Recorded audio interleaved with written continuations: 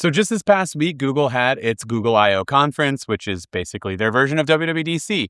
And as an iPhone user or Apple user in general, I think it's actually worth paying attention to what Google's doing right now, because a lot of this stuff is either going to come to your iPhone soon via the Gemini app that you can download, or it's going to push Apple to respond to this. So let's talk about all the things that mattered at Google I/O. The real wild thing that Google showed off is something called Gemini Spark. So think of this as a personal AI agent that just runs 24 hours in the background of your life, 7 days a week. Even when your phone isn't even open. It lives in Google's cloud, so it doesn't need you to be actively using any device. You can email it tasks, you can text it, or you can open the Gemini app to give it instructions, and it'll go off and do the multi-step jobs on your behalf. Things like researching a topic, drafting something, managing a workflow, etc. You name it, it can do it. It even supports third-party app integrations through something called MCP, which is an open standard that lets different tools connect to it.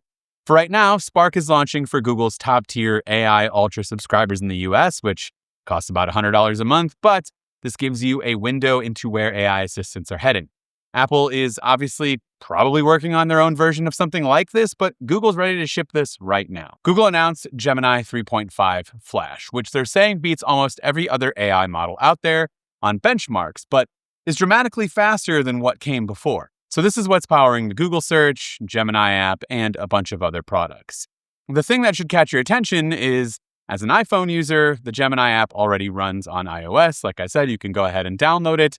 And the updated version with the 3.5 Flash is available right now. So you can go ahead and download it today and try out what Gemini has to offer in its best version.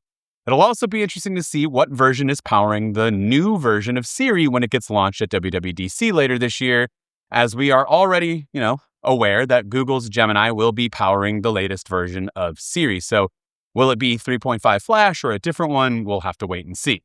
Here's something that you'll actually feel pretty soon, and that's Google completely redesigning Google Search. And I don't mean a small update. Sundar Pichai, Google CEO, called it the biggest upgrade to the search box in over 25 years.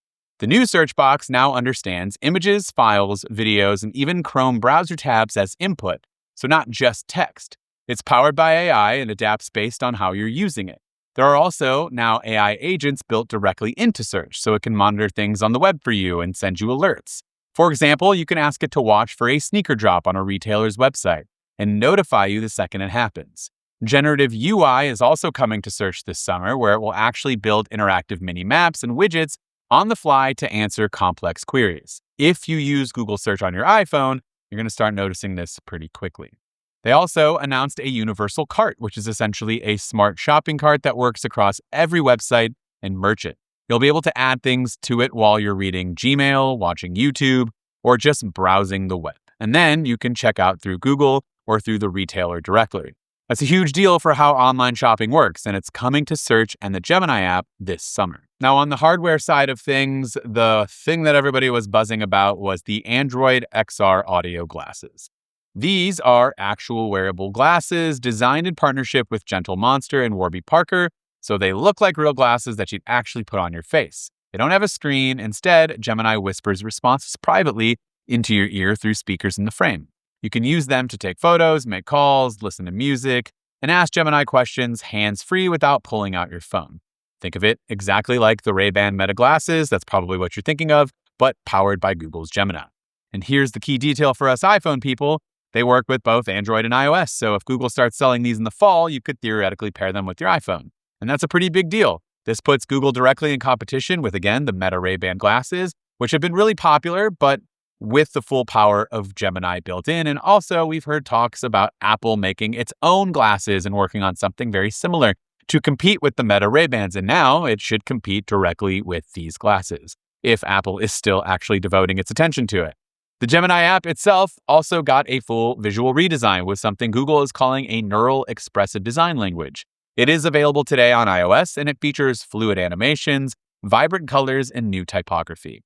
More practically, there's now a daily brief agent that builds you a personalized summary of what's happening in your world each morning, available right now for paid subscribers. Google also showed something called Ask YouTube, which lets you have a conversational AI experience inside the YouTube app.